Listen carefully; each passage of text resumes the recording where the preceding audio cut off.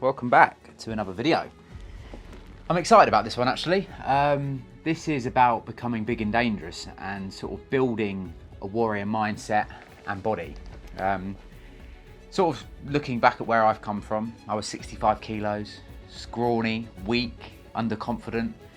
I basically hated my life, I suppose. I've gone through the journey, 10 years. So working out, going from 65 kilos to 95 kilos and building the body of my dreams really.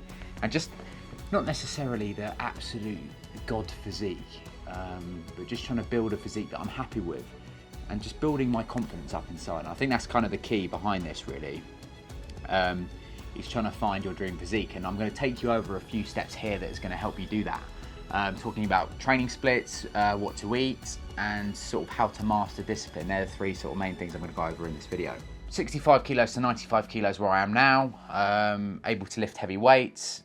Let's do some examples, not excessively heavy, but I think my best bench was 150, squat 200, deadlift 250. I'm on 21 a minute 5K at the moment, so fairly fast, sitting at about 93 kilos body weight. So, when I was scrawny, I used to go to the gym. It was horrific, like genuinely 2.5 hours on each body part. So I would go in with my brother and train 2.5 hours on biceps. And it would be literally like a triple superset to start. Easy bar curls. I don't know, 30 reps, something ridiculous, terrible form, fast. And that would be 6 sets on each movement, 6 sets. So then I'll go on to like a preacher curl, 6 sets. Again, no real rep range, just as high as you can until I absolutely died.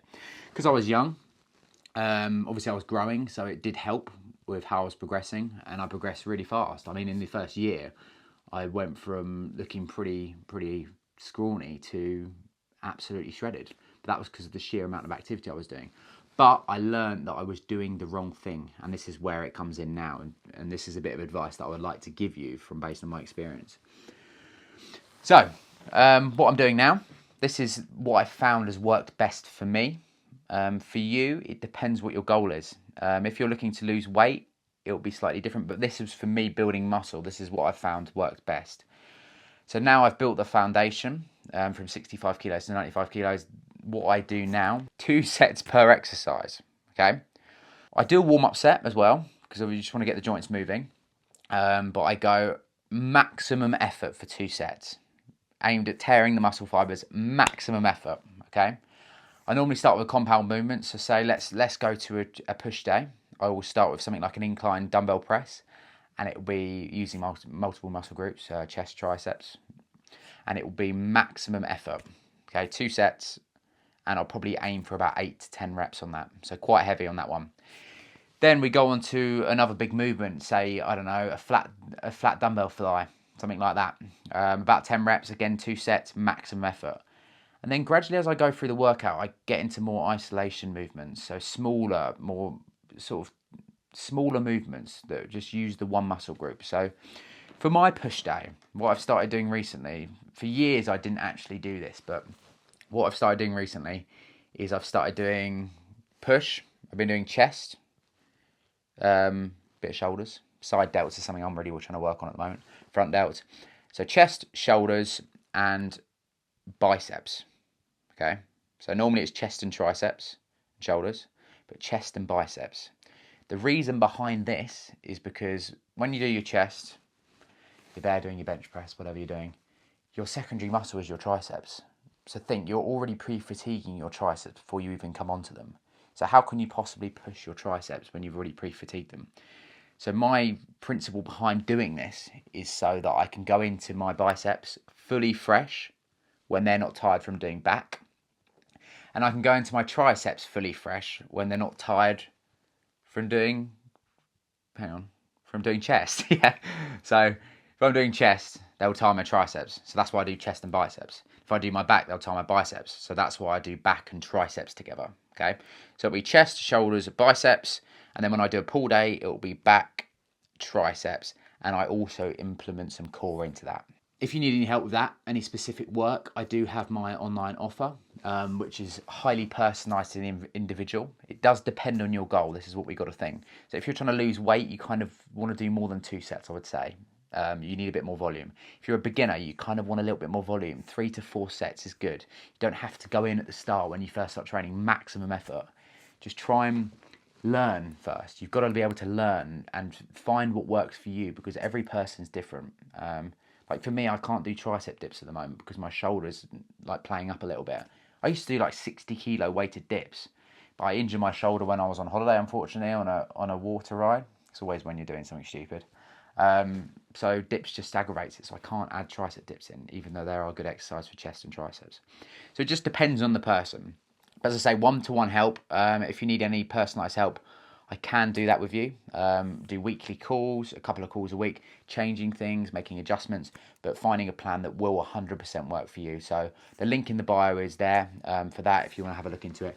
And to be honest with you, you can just book a strategy call, and it doesn't cost you anything, just to have a chat with me and just to see if you're a fit for the program. Supersets. I did actually used to use a lot of supersets when I first started, but at the moment, what I try and do is, if I want to fit more in, I do superset. But the first exercise is normally a heavy one, so I try and fully rest in between, no superset. Then I will move on to something, say an incline. Let's do this chest example, an incline fly, superset with some chin-ups. Okay, so I'm working chest and my biceps, and my back, obviously, but they don't affect each other. So supersetting stuff that doesn't affect each other is probably a really good idea. I probably wouldn't superset 2 things unless you're trying to really get a good pump going, because you're going to tire your chest if you go from an incline fly into push-ups. Like, you're just going to further tire yourself, and then you can't put as much effort into the sets that matter. So try and superset opposite muscle groups. See how that feels. Just give yourself about 20 seconds, 30 seconds to catch your breath between, and the muscle group should be completely fine because you haven't pre-fatigued it. So yeah, if you're looking to lose weight, you could add cardio in. So at the moment, my split is push, pull, legs, and then I have 2 cardio days. So it could be a 5k run one day, a 10k run the other day. So 5 days on, and in my rest days, I'm trying to just walk. So I'm hitting 10 to 15,000 steps a day. That's every day, but in the rest days, that's predominantly what I'm doing, is walking and focusing on them steps. So push, pull, legs, and 2 running days. So that's 5 days. That's currently what I'm doing at the moment, and then I'll repeat. But that's to maintain the muscle that I've already got. If you're looking to build muscle, I would say a push, pull, legs is ideal, and then 1 rest day, okay? Don't even think about too much about the cardio. I would just get the steps in, because if you're trying to build muscle, you don't want to be burning more calories. The more calories you burn, the harder it's going to be to gain weight, which is muscle mass. You need to be in a surplus to gain muscle mass. Okay, you can't just go to the gym and eat in a deficit and gain muscle. You need to be in that surplus, okay? But for me, I'm trying to maintain what I've got at the minute, so I am just literally running twice a week to build my general fitness inside. Become functional. In my training, there's a lot of functional exercises. So again, this is what I mean. It depends on your goal. I can't just tell you the best plan for you. Like, I have to just give you advice based on where you're at. For me, I'm trying to maintain my muscle, so I always do 2 sets per exercise. I'm doing push, pull, legs, 2 running days, and then the split will just repeat again. And that's worked well to maintain my muscle mass. But if you're trying to gain, you need to be hitting push twice a week, pull twice a week, and legs twice a week, ideally. Okay. Right, that moves me on swiftly. As I said, to be in a surplus is vital for gaining muscle. Okay, so eating more than you burn is vital. If you're trying to lose weight, then cardio will benefit you, because you're going to burn a lot more calories than in the weight sessions. The good thing about weights is that you burn calories while you sleep as well, because obviously your body's recovering with the muscle repair. That is an active process, so it does burn calories. Obviously, it's not excessive amounts. But if you're trying to lose weight, cardio is key. Any form of cardio is good. Running does burn the most calories. The problem is the joint pressure. But yeah, running is a good one. The next thing is tracking your calories. I would do that on MyFitnessPal. Work out how many calories you need to eat in order to gain weight or lose weight, and then put yourself in a surplus of probably 200 to 300 calories to start, or a deficit of 200 to 300 calories to start. Make sure it's all tracked on MyFitnessPal. You weigh out your measurements in the kitchen. Just make sure everything is accurate. Again, in the Apex Accelerator, I will explain to you how to do all this and talk you through it on call. It will be step-by-step guidance and accountability. So if you do need help with that, let me know. Again, link in bio.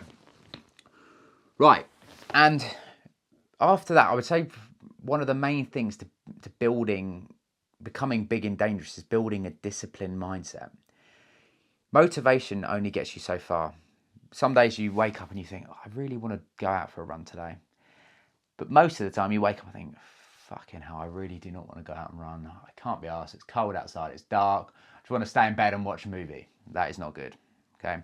That's where discipline comes in. You have to forge this unbreakable mind where you think, right, the positives of this is actually from a book that I've been reading, Awaken the Giant Within, Tony Robbins, really good book.